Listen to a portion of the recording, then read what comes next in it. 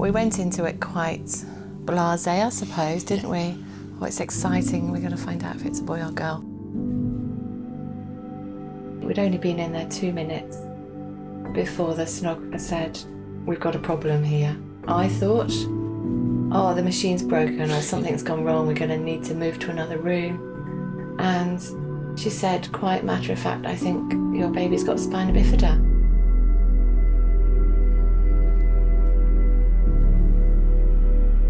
Our world just changed completely.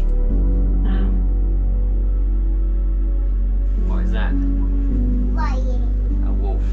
I was telling you that. What is that? Lion. A lion. It was apparent before we even got married that we'd had problems having children. I mean, when we first discovered we were pregnant with Ellie, there was unbelief. Could this really be happening? Because we've been waiting for it for years. I thought, I don't know what this is. I don't know if, does this mean that she's going to die? The appointment had finished. And I said, oh, we don't know if it's a boy or girl, you haven't said. And the sonographer said, oh, you still want to know? And I think there was the presumption that we would terminate.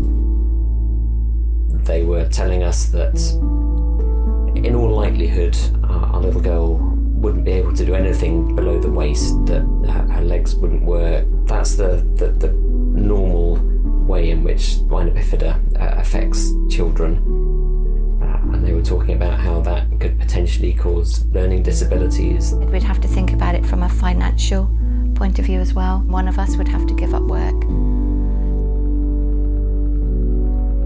We believe that life is an absolutely precious gift from God. That He created men and women as special. We're made in His image. Every individual has immense dignity and every individual has infinite worth. We always knew the decision we were going to make, and that was we wanted Ellie. There was never any question of that. There was never a choice for us. We just knew exactly what was right and what we actually wanted. We knew we just had to trust Him. Yeah. At that time as well, my mum was terminally ill with cancer, with breast cancer, and we didn't know how long she had left. We first called parents to give the diagnosis that we'd heard. Speaking to my mum just shrieked on the phone, and she never cried, but that was crying, and it was wailing, really. She was just so overwhelmed with our situation and her situation. We were very, very upset, and we were so upset, and yet we didn't feel helpless. I think actually what we felt most was a strange sense of peace. So we just knew that He was in control and that He was working His purposes out, even if we didn't know what they were. Yeah. I'd taken some days off to paint the room that Ellie was going to be moving into, and I suddenly woke up in the middle of the night thinking, I've got 2 days off to paint a room for someone who may not actually live to use it. And I felt broken. I just weeping. I suddenly felt the Lord's love, and I suddenly felt the Lord's power overwhelming me. And I just had a fresh appreciation that God is always powerful, God is always loving, God is always wise. And I just felt that. I knew that. So yeah, we experienced His love rather than doubting His love. Yeah. We went into that cesarean just not knowing just what to expect. We didn't know if she'd be able to breathe, and we certainly didn't know if she would be able to move her legs. We were trusting in Him, we were trusting that He would bring about the best for us. But we really didn't know what that looked like, did we? We really didn't know how things were going to turn out. There she was, kicking and screaming. Immediately our hearts were bursting full of love for her. He had answered our prayers that she was alive. They'd said, we'll probably take your baby away from you quite quickly. But once she was born, they saw that she was doing so well They said, do you want to hold her?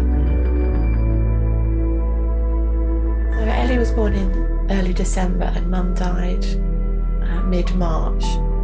So they had about 4 months together. She loved that baby. She loved Ellie incredibly. She couldn't let Ellie go. She would sing to Ellie. In her later days, she couldn't get up to pick up Ellie, so she would sit in a recliner chair in the bed, and we'd place Ellie in her arms and she would hold Ellie. For anyone losing their mum, you just want that person to talk to you, and you always think your mum is going to be there and be a rock and have support. My mum died. James's brother was diagnosed with leukemia. Yeah, so he was diagnosed a week before your mum died, and he lived for about 9 months. He had really grueling treatment, but in the end it wasn't successful, and he died in December of 2011, about 9 months after your mum had died. My sister is currently undergoing treatment for cancer. Nate, our youngest son, he had chickenpox, which developed into sepsis, and so he became desperately ill. We went for a routine appointment with Livy to the hospital. The consultant there said, before we talk about what we're here for, should I want to look at that eye? There's something really wrong with the eye. She had something called orbital cellulitis, and the consultant said she's going to be admitted straight away, because if that's not dealt with, that could lead to blindness. So it does feel over the years that it's been one thing after another. I really question God's goodness and leading and support. When Ellie was 5 and she did get meningitis, so at that time I did crumble, and I thought, why God are you doing this? It's just not fair. How can you keep doing these things? She did recover and she came out of hospital, and it took me a few weeks to really grapple with that issue and actually see, no, God is in control and it is his plan. It might not be my plan, but he knows what he's doing, and we need to trust in that. Turtle. That's not a turtle. Turtle. That's not a turtle. Turtle. Yeah, that's a turtle. Wait, where's the clam? I see many situations and sometimes think about our situation, and I think, why are there some people that just seem to have everything against them and have so many problems? And it is unfair. It's not right. That is not how the world was made. It was not made that there'd be sin and there'd be difficulty. That the world was made perfect, and so therefore our lives are messed up. But God, in his graciousness, uses us and uses other people and uses those situations for his good in some way. And that's been a great encouragement to see that happen in our lives and in other people's lives. We have a God who knows what suffering is, because Jesus came into the world, both God and man, and nobody suffered more than he did. That's been immensely comforting. And also to know that the world isn't going to be like this forever. That gives us great hope. We all want perfect lives. We all want everything to be okay and have no problems. But actually, what does that do for us individually? What does that do for our families? What does that do for society? Because life is not perfect. Life is hard. And the things that we learn as individuals through difficulties, the things that we learn as families and as society, looking on at people when things are hard and are difficult, are just overwhelming and incredible. And she will have struggles, but that will make her stronger. That will make us stronger as parents and as people, and as a community and as church and as society.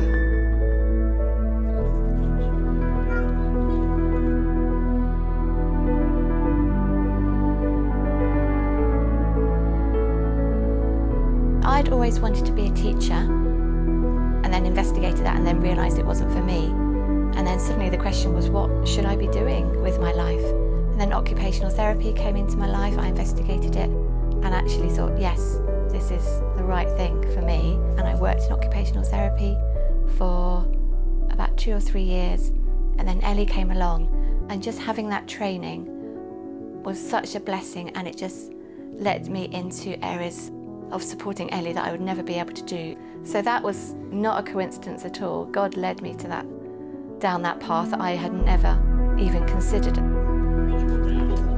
All of these events that happened obviously took their toll. It wasn't that we just walked through everything, and it wasn't always easy.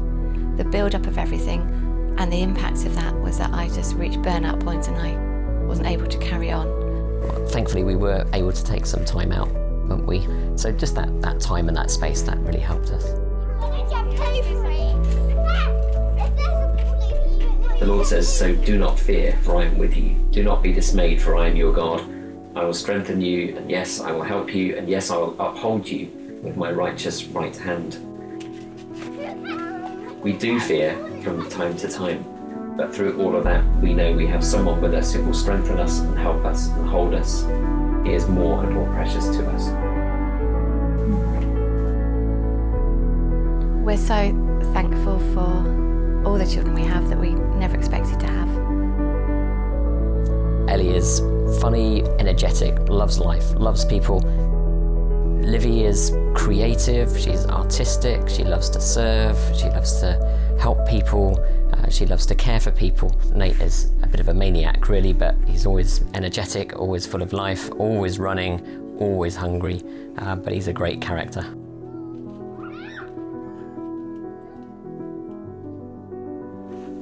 Oh, what is that? Tiger. A leotard. Leopard. Leopard. Leopard. It's not a leopard.